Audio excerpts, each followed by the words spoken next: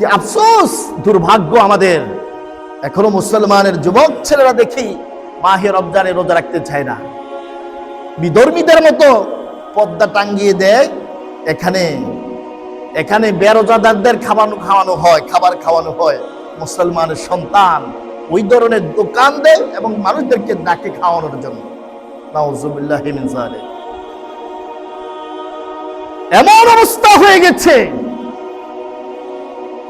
বাবার কথা সন্তান শোনে না। যখন ভোর রাতে সেহরি খাওয়ার জন্য ডাকে, উল্টা বাবাকে ধমক দিয়ে শোয়ে রাখে, তোমার রোজা তুমি রাখো, আমার হিসাব আমি দেব।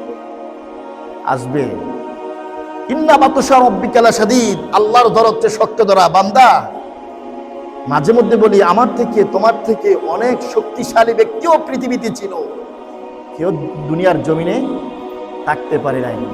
দেখেন, অনেক বলিষ্ঠ, অনেক লম্বা, অনেক টল পিকার ব্যক্তি সমাজ থেকে অনেকে যাওয়ার সময় দেখে যায় এমন আঙ্গুলের মতো চিকন হয়ে সে কবরে যায়। এরকম আছে না?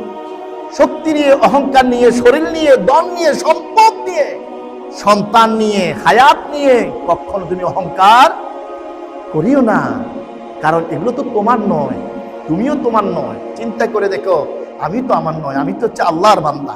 আল্লাহর কাছে আমি রুজু হতে হবে, আল্লাহর কাছে আমি ফিরে যেতে হবে। আমরা দুনিয়াতে থাকতে আসি নাই।